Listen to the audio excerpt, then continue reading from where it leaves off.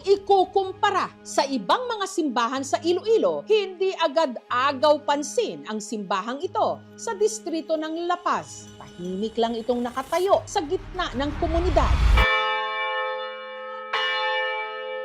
Pero kapag umalingaw-ngaw na ang mga kampana mula sa kampanaryo nito, tsak, mapapalingon ang lahat. Para itong himig na nang-aanyaya sa mga magsisimba. At sa bawat pagtunog nito, may kasaysayan at tradisyong bumubuhay sa buong distrito. Ito ang St. Clement's Church. The church itself opened in 1941. It was the first church in this island with open doors. The old churches, as you can see, they have big walls. Pero ang nagpapa-espesyal sa St. Clement's Church ang nasa loob ng belfry o kampanaryo nito. Hindi lang isa, kundi 13 kampana na kung tawagin, carillon bells.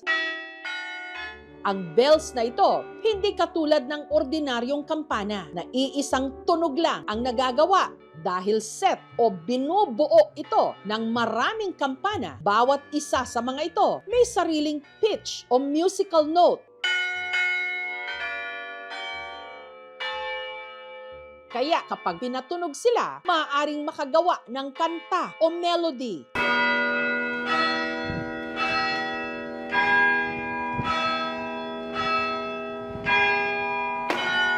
Araw-araw ko din po ito naririnig yung tugtog. Na-amaze po. Ang carillioner, tawag sa nagpapatunog sa carillon bells, na siya ring organist ng simbahan, si Jan Jan. Hindi katulad sa ibang carillon bells na electronic na. Ang sa St. Clement's, mano-mano pa ring pinapalo ni Jan Jan.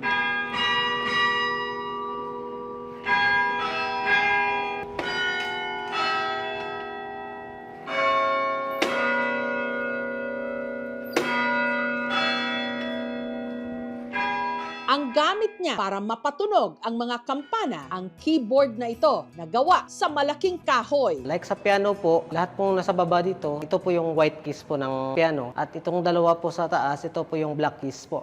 Yung wire po nakakonect sa may hammer po mismo ng bell po. Kung hatakin mo po pababa, yung hammer niya po sa taas po maghahampas po doon sa bell para po tutunog po yung kampana.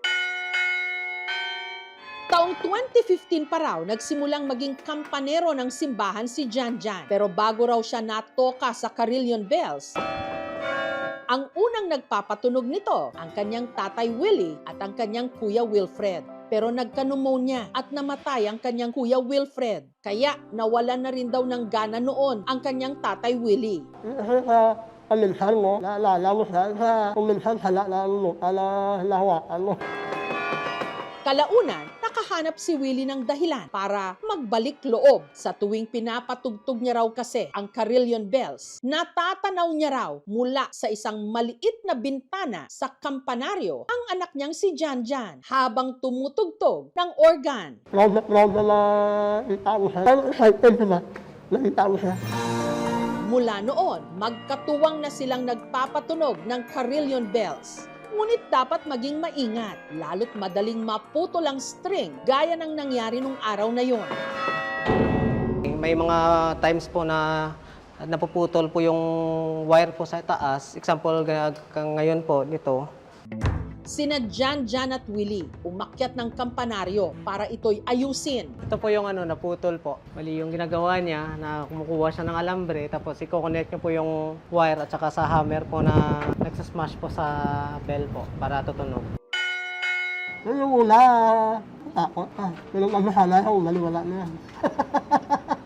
Wala na, hindi na siya trabaho. Nakailang na ako, yung ako ko naman.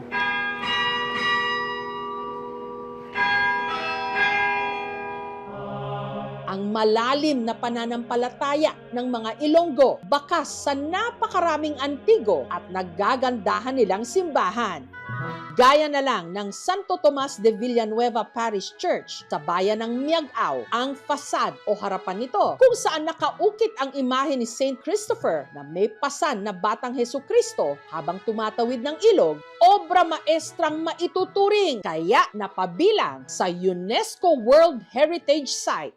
Habang sa Haro Cathedral naman o ang National Shrine of Our Lady of the Candles, hindi lang masisilayan ang lumalaki raw na imahe ng Nuestra Señora de la Candelaria. Mamamangha ka rin sa kakaiba nilang belfry o kampanaryo na nakahiwalay sa simbahan. Dito naman sa bayan ng Panay, nakatindig ang pinakalumang simbahan ng Capiz, ang 142-year-old na Santa Monica Parish Church. Ang makakapal na pader nito gawa sa coral bricks na pinagdikit-dikit gamit ang pinaghalong puti ng itlog at pinudpod na shell. Noong 1884 ay tinayo itong bagong simbahan, no? Kahalintulad din siya ng mga Spanish churches, no, across the island. Nasa cruciform, no, or hugis cross yung layout ng simbahan.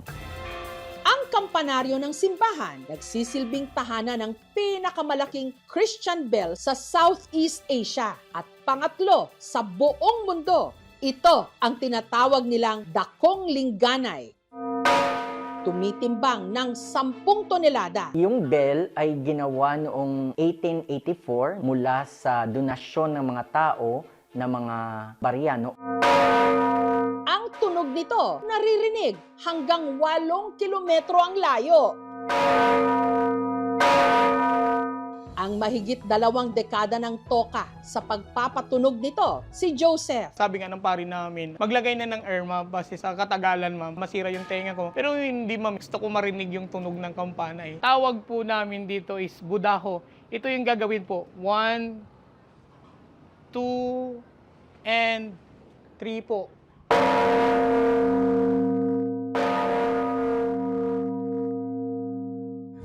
Every December 21 yung kampana namin, anniversary niya po, ma'am. Kung ilang taon yung kampana po, yung edad niya, ay ganun din yung pinapatunog po. Yung tao nung humihila, mga 20, dito po ay makikita natin yung mga gamit or mga basement po ng mga pari nung unang panahon. Sa tagal niya sa trabahong ito, kabisado na raw ni Joseph ang bawat sulok ng simbahan. Kaya siya rin ang nagsisilbing tour guide ng mga bisitang gustong makita ang Dakong Lingganay. Makikita natin dito the biggest bell in Southeast Asia. Itong pinatunog po niya, sobrang lakas. As in, talagang parang dagundong yung kaba ng dibdib. Nakaka-amaze and nakaka-proud bilang Pilipino. Kahit matanda ka, kung kaya pang magpatunog, pwede pa.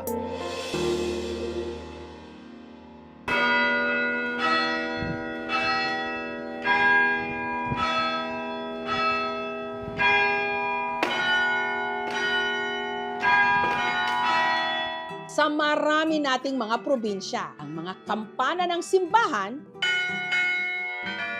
hindi lang tumatawag sa misa. Tinig din sila ng kasaysayan, pintig ng tradisyon at ang paalaala na sa kabila ng paglipas ng panahon, patuloy pa ring nagkakaisa ang maraming bayan sa pananampalataya.